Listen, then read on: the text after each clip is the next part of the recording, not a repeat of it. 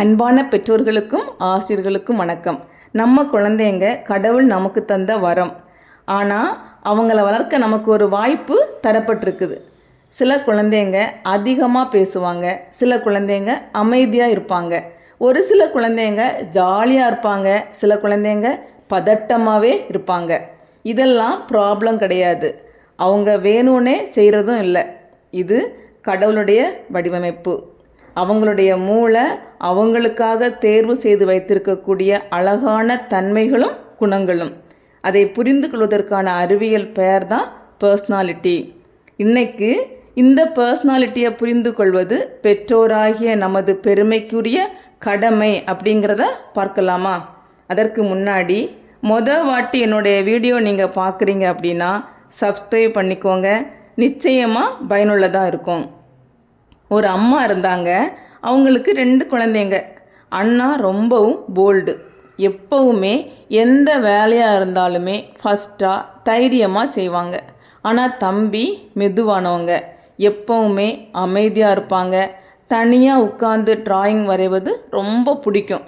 அம்மா டெய்லியும் ஏதாவது ஒரு விஷயத்துக்காக தம்பிக்கிட்ட கத்துவாங்க.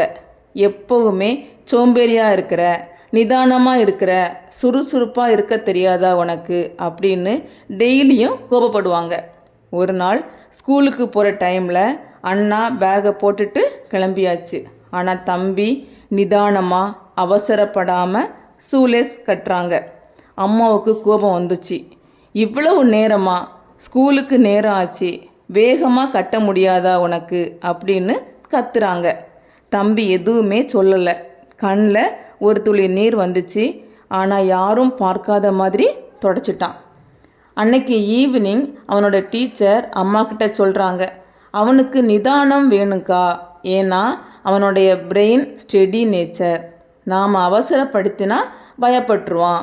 அவன் ஸ்லோவாக இருந்தாலும் டிராயிங் எக்ஸ்ட்ராடினரியாக இருக்கும், நிதானமாக இருந்தாலும் எல்லாமே பெர்ஃபெக்டாக பண்ணுறான், வெரி குட் பாய் அப்படிங்கிறாங்க. அம்மா அதிர்ந்து போனாங்க. வீட்டுக்கு வந்ததும் தம்பி அணைத்து கொண்டு அழுதாங்க. கண்ணா, நீ எல்லாத்துலேயுமே ஸ்லோ அப்படின்னு நினச்சேன், ஆனால் நீ ஸ்லோ இல்லை, பெர்ஃபெக்டாக இருக்கிற அப்படின்னு சொன்னாங்க. அன்னைக்கு நைட்டு தம்பி படுக்கும்போது மெதுவாக அம்மாட்ட சொல்கிறான், அம்மா நீங்கள் இன்னைக்கு என்கிட்ட கத்தலையே, எனக்கு ஹாப்பியாக இருந்துச்சு அப்படின்னு. அம்மாவுக்கு அந்த ஒரு வார்த்தை பெரிய பாடத்தை கற்றுக் கொடுத்துச்சு. இதே மாதிரி உங்கள் வீட்டில் நடந்திருக்கா? எல்லா குழந்தைங்களும் ஒரே வேகத்தில் ஓடுறதில்ல. ஏன்னா ஒவ்வொருவருக்கும் மூளையோட ஒயரிங் கனெக்ஷன்ஸ் தனித்துவமானது தான். நிச்சயமாக உங்கள் வீட்லேயும் இதே மாதிரியான நிகழ்வு நடந்திருக்கலாம். உண்மை அப்படின்னா கமெண்ட் பண்ணுங்கள். உங்கள் குழந்தைங்களோட பர்சனாலிட்டி என்ன அப்படிங்கிறது எல்லா பெற்றோரும் தெரிஞ்சுக்கணும். நிச்சயமாக தெரிஞ்சால் மட்டும்தான் உங்கள் குழந்தைங்கள புரிஞ்சிக்கிட்டு வழிநடத்த முடியும். உங்களுக்கு தெரியலையா, அல்லது எப்படி தெரிஞ்சுக்கிறது அப்படின்னு யோசிக்கிறீங்களா? டிஸ்கிரிப்ஷனில் நம்பர் இருக்குது, ஜஸ்ட் வாட்ஸ்அப் பண்ணுங்கள். உங்கள் குழந்தைங்களுடைய பர்சனாலிட்டியை தெரிஞ்சுக்கலாம். உங்கள் குழந்தையும் நீங்கள் சரியாக புரிஞ்சுக்கிட்டு வழிநடத்த முடியும்.